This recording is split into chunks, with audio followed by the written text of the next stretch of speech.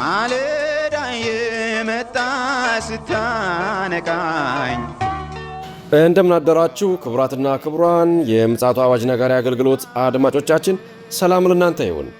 የማለዳ ቁርሳችንን አሁን ጀምረናል። አዘጋጅ እና አቅራቢ ፓስተር አለማየሁ ነሞ። መልካም ጊዜ ሆነላችሁ። ከሕይወት ምንጭ ውሃ ስታረካኝ። ሰላም ጤና ይስጥልን፣ እንደምን አደራችሁ። ይህ በምፅዓቱ አዋጅ ነጋሪ አገልግሎት እየተዘጋጀ የሚቀርብላችሁ የማለዳ ቁርስ ፕሮግራማችን ነው።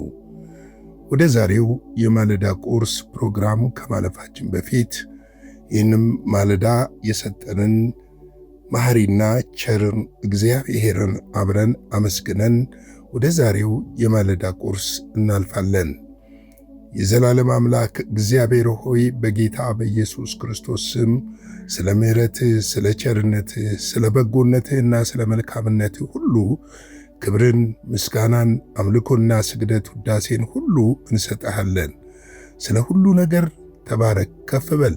አንተ ታላቅ ኃያል ብርቱ አምላክ ነህና በዘመናት መካከል በምሕረትና በቸርነት ደግፈ በዚህ ዕለት ደግሞ ስላደረስከን እናመሰግናለን።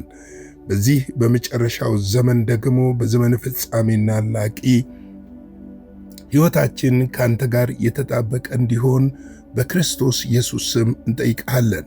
በጸጋህ እንድታግዘን እንድትረዳን፣ መንፈስህ ደግሞ ኃይልህን በሕይወታችን ውስጥ ገልጠ ለብዙዎች በረከት ታደርገን ዘንድ በኢየሱስ ክርስቶስ ስም እንጠይቃለን። እኔና ወገኖቼ በዚህ ደግሞ የታደሙትን ቅዱሳን ወንድሞቼንና እህቶቼን በክርስቶስ ኢየሱስ ስም በነገር ሁሉ እንድታስባቸው፣ እንድትባርካቸው፣ ያንተ እጅ እንዲያገኛቸው፣ የታመሙ እንዲፈወሱ፣ ያዘኑ እንዲጽናኑ፣ በቁስልህ እንድዳብሳቸው፣ እግዚአብሔር ውስጣቸውን በሰላምህ ዘይት እንድታረሰርሳቸው፣ ደስታ ከውስጣቸው ይፈልቅ ዘንድ በኢየሱስ ክርስቶስ ስም እጠይቃለሁ። ኑ ደግሞ ዛሬ ይህንን ቃልህን እንድትባርክልን፣ የቃልህ እንድታስተምረን፣ በቃልህ መንፈስ ሕይወታችንን እንድትለውጠው፣ ያንተ ቃል በመንፈስ በኃይል በሥልጣን በሕይወታችን ውስጥ እንዲሠራ በክርስቶስ ኢየሱስ ስም እጠይቃለሁ። ሁሉ ስለ ስምህ ይሁን። ሁሉን በእጅህ አሳልፈን ሰጠን። ቃልህን ባርክልን። በክርስቶስ ኢየሱስ ጌታና ጻድቅ ስም አሜን። እንግዲህ እየተመለከትን ያለነው ወደ ኤፌሶን መጽሐፍ ምዕራፍ 4 ነው እየተመለከትን ያለነው። በትናንትናው ዕለት ቁጥር 2ና 3ን ተመልክተናል። በትሕትና ሁሉ፣ በየዋህነት ሁሉ፣ በትዕግስት እርስ በራሳችሁ በፍቅር ምን አድርጉ? ታገሱ የሚለውን ሐሳብ በስፋት ተመልክተናል። ቁጥር 3 ላይ ደግሞ በሰላም ማሰሪያ የመንፈስ አንድነትን ለመጠበቅ ትጉ የሚለውን በጥቂቱ መመልከት ችለናል። እንግዲህ በትሕትና፣ በየዋህነት፣ በትዕግስት እርስ በራሳችን በመፋቀር የክርስቶስ ኢየሱስን ወንጌል መስራት እንዳለብን አስባለሁ። ፍቅር ከሌለን፣ ትሕትና ከሌለን፣ የዋህነት ከሌለን፣ ትዕግስት ከሌለን የምንሰራው ሥራ ሁሉ ከንቱ ነው። ምክንያቱም ክርስትና ሕይወት ስለሆነ፣ ሕይወት ደግሞ የሚቀለድበት ስላልሆነ፣ ሕይወታችን ለሌሎች የሚነበብ ሌላኛው የመጽሐፍ ቅዱስ ክፍል መሆኑን ልንረዳ ያስፈልጋል። እኔን አይቶ ነው ወይ የሚድነው፣ እኔ ምን አገባኝ የምንል አይደለንም።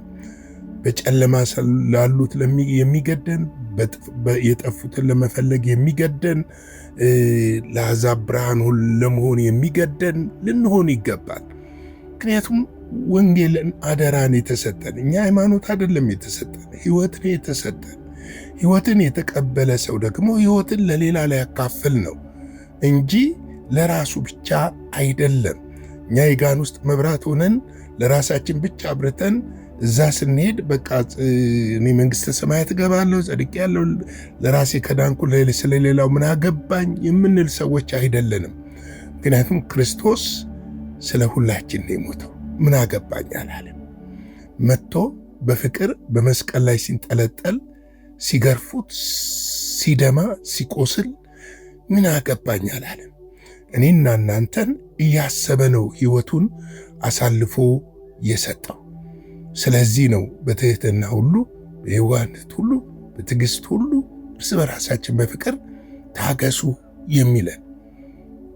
እንግዲህ ትልቁ ደግሞ ለቤተ ክርስቲያን ቁልፍ የሆነው አገልግሎት የመንፈስ አንድነትን መጠበቅ ነው።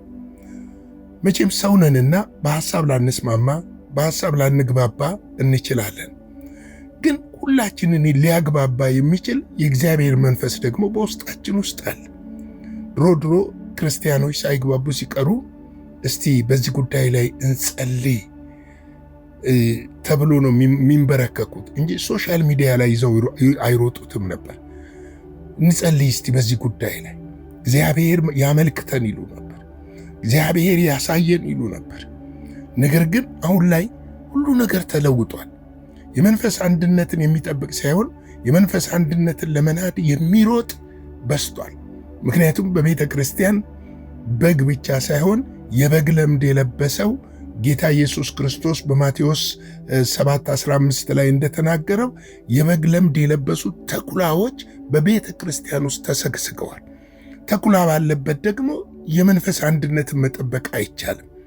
ስለዚህ ነው እግዚአብሔር ተኩላውን እንዲገልጥልንና ከቤተ ክርስቲያን ማውጣት እንድንችል መጸለይ፣ የእግዚአብሔርን ፊት መፈለግ፣ የመንፈስ አንድነትን መጠበቅ አለብን። ትጉ ነው የሚለው። የመንፈስ አንድነት ዝም ብሎ አይጠበቅም፣ በመትጋት የሚጠበቅ ነው። እየተጋን ነው የምንጠብቀው። ካልተጋን ልንጠብቀው የምንችለው ጉዳይ አይደለም። ወንድሜ የመንፈስ አንድነት ጠብቃ ጠብቂ ስለተባባልን አይደለም። ትጋት የሚለው ጸሎትን ነው። በመንፈስ የመጸለይን፣ በመንፈስ በእግዚአብሔር ፊት የመሆንን፣ ከኔ ወንድሜ ይሻላል የሚለውን እሳቤ ይዘን መነሳትን፣ ወንድሞቻችንን ለማስቀደም መነሳትን ይጠይቃል። አዎ አጭበርባሪ አለ፣ አዎ አምታች አለ፣ አዎ ሌባ አለ፣ አዎ ወንበዴ አለ። አዎ እግዚአብሔር እኮ ያያል። እኛ ባናይ እኮ እግዚአብሔር ያያል። ከኛ የተሰወረ እኮ በእግዚአብሔር ፊት የተጋለጠ ነው። በእግዚአብሔር ፊት እኮ ራቁት ነው። ለእግዚአብሔር አሳልፈን እየሰጠን የመንፈስን አንድነት ግን ለመጠበቅ መትጋት ከእያንዳንዳችን ይጠበቃል ማለት እወዳለሁ።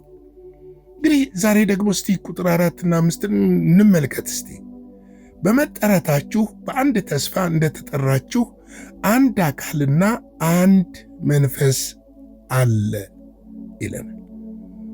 የተጠራንበት መጠራት በአንድ መንፈስ ነው፣ በአንድ አካል። እኛ ብልቶች ሆነን ነገር ግን እዛ አካል ውስጥ ነን ያለ ነው። አካሉ ደግሞ የቤተ ክርስቲያን ራስ የሆነው ክርስቶስ ኢየሱስ ነው። እዛ ውስጥ አለን። እዛ አካል ውስጥ ስላለን ያንን አካል የተጠራንበትን መንፈስ እርሱን ልንጠብቅ ያስፈልጋል። መቼም ብልት ከአካል ወጥቶ ለብቻው ሊሰራ አይችልም። ብልቶችን ያስተሳሰረ ጅማትና የደም ስሮች አሉ። የተከታተመበት ነገር አለ። አንዱ ብልት ለሌላው ብልት ጠቃሚ ነው፣ ጎጂው አይደለም። እንግዲህ የቤተ ክርስቲያንን አንድነት ስናስብ፣ የመንፈስ አንድነትን ስናስብ አንዳችን ለአንዳችን ጠቃሚ እንደሆንን ማሰብ አለብን።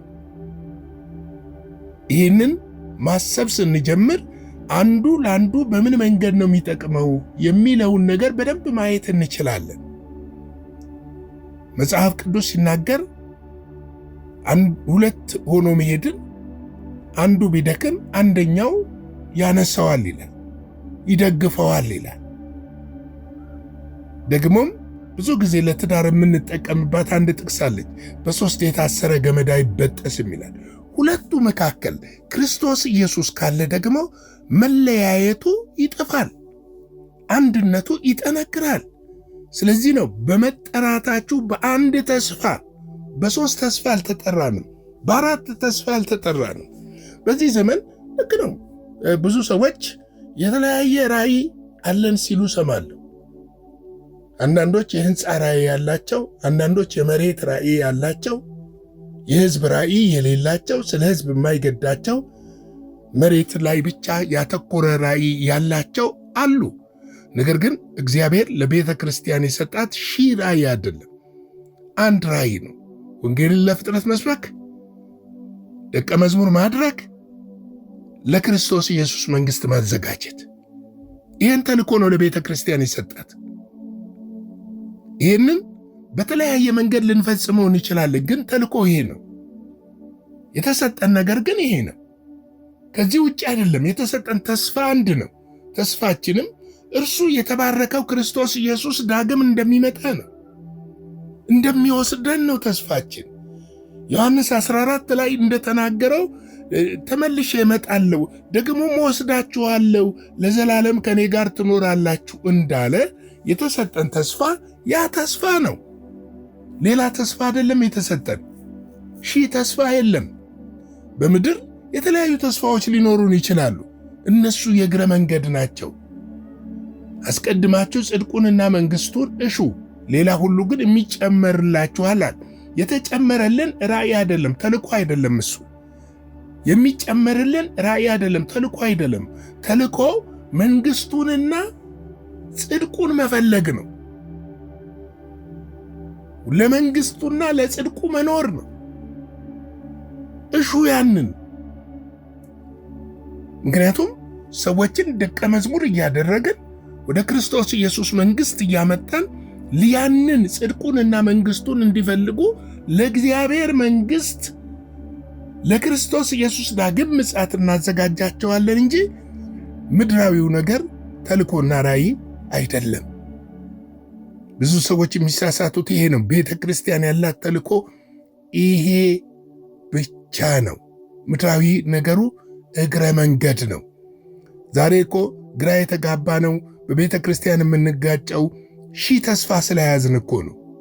ተስፋችን ግን አንድ ነው። በአንድ ተስፋ ነው የተጠራችሁት የሚለን። 1000 ተስፋ አልሰጠንም እግዚአብሔር። 1000 ተስፋም የለውም እግዚአብሔር። አንድ ተስፋ ነው፣ የተባረከ ተስፋ፣ የልጁ የኢየሱስ ክርስቶስ ዳግም መምጻት፣ ከእርሱ ጋር ለዘላለም መኖር፣ የእግዚአብሔር ልጆችና ወራሾች መሆን። ተስፋው ይሄ ነው። ሌላ ተስፋ አልሰጠንም። 1000 ተስፋ ስላለ የኔ ተስፋ ይሄ ነው፣ የኔ ተስፋ ይሄ ነው ብለን የምንቧጨቀው ክርስቶስ ያልሰጠንን፣ መጽሐፍ የማይደግፈውን፣ በመጽሐፍ ቅዱስ ያልተጻፈ ራሳችን የጻፍነው በራሳችን ልብና አእምሮ የጻፍነውን 1000 ተስፋ ይዘን በቤተ ክርስቲያን ውስጥ ጦርነት የሚፈጠርበት ትልቁ ምክንያት ይሄ ነው። አንዳንዱ ተስፋው ስልጣን ነው፣ አንዳንዱ ተስፋው ገንዘብ ነው፣ አንዳንዱ ተስፋው ዝና ነው። እንደዚህ የሚባል ተስፋ የለም። ተስፋችን ግን የተባረከው ተመልሶ የሚመጣው ጌታችን መድኃኒታችን የናዝሬቱ ኢየሱስ ክርስቶስ እርሱ ብቻ እንደሆነ ልናውቅ ያስፈልጋል። እንግዲህ በአንድ ተስፋ ተጠርታችኋል። አንድ አካልና አንድ መንፈስ አለ ይላል። 1000 መንፈስ የለም። ያለው መንፈስ አንድ ነው። ከአንድ መንፈስ ሁላችን ጠጥተናል። ከዛው መንፈስ በእርግጥ በቤተ ክርስቲያን ከዛ መንፈስ ያልሆኑ ከአጋንንት የተላኩ መጽሐፍ እንደሚለው በመጨረሻ ዘመን በቤተ ክርስቲያን ውስጥ የሚገለጡ ሐሰተኛ አስተማሪዎችና ነቢያቶች እንዳሉ ታሳቢ በማድረግ ነገር ግን በክርስቶስ ኢየሱስ አምነን የዳንን የእግዚአብሔር ልጆች የሆነን የጠጣነው የተቀበልነው ከአንድ መንፈስ ነው። 1000 መንፈስ የለም። አንድ አካል አለ፣ አንድ መንፈስ አለ፣ አንድ ተስፋ አለ። ስለዚህ አንድ ተስፋ፣ አንድ አካል፣ አንድ መንፈስ እንጂ 1000 እንደሌለ ልናውቅ ያስፈልጋል እላለሁ። እንግዲህ የዛሬ የማለዳ ቁርሴን በዚህ ልግታና ላይክ፣ ሼር፣ ሰብስክራይብ እያደረጋችሁ ይህንን አገልግሎት ለብዙዎች እንዲዳረስ እንድታጋሩ በጌታ ፍቅር በፍጹም ትሕትና ጠይቃችኋለሁ። እንግዲህ ደግሞ አገልግሎታችንን እግዚአብሔር ባሳሰባችሁ በልባችሁ እንደወደዳችሁ መጽሐፍ እንደሚል በልቡ ደስ እንዳለ እንደወደደ እንዲሁ ይስጥ እንደሚል በስክሪኑ ላይ በምታዩት የአካውንት ቁጥር አገልግሎታችንን እንድትደግፉ በጌታ ፍቅር እጠይቃለሁ። አጭር ጸሎትን ጸልይና የዛሬውን የማለዳ ቁርስ በዚህ ልግታ። የዘላለም አምላክ እግዚአብሔር አባታችንና አምላካችን ሆይ ስላስተማርከን፣ ስለመከርከን እግዚአብሔር ሆይ በዚህ በመጨረሻ ዘመን ደግሞ ልጠብቀን ጸጋንና ምሕረት ልታበዛልን ስለወደድክ እናመሰግናለን። አሁንም ጌታ እግዚአብሔር ሆይ በዚህ አገልግሎት ውስጥ ገብተው ይህንን ፕሮግራም የሚከታተሉትን እህቶቼን፣ ወንድሞቼን አብዝተህ እንድትባርካቸው ያንተ ምሕረት፣ ቸርነት፣ ጸጋ እንዲበዛላቸው በክርስቶስ ኢየሱስ ስም እጠይቃለሁ። በነገር ሁሉ ያንተ ምሕረትና ቸርነት ይብዛልን። ከክፉ ሁሉ ጠብቀን፣ በደምህ ሸፍነን።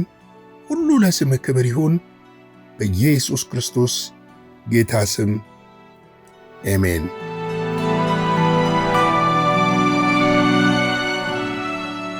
በነበረን የመልእክት ክፍለ ጊዜ እንደተባረካችሁ ተስፋ እናደርጋለን። በነገው ማለዳ በሌላ ዝግጅት እንገናኛለን። መልካም ቀን።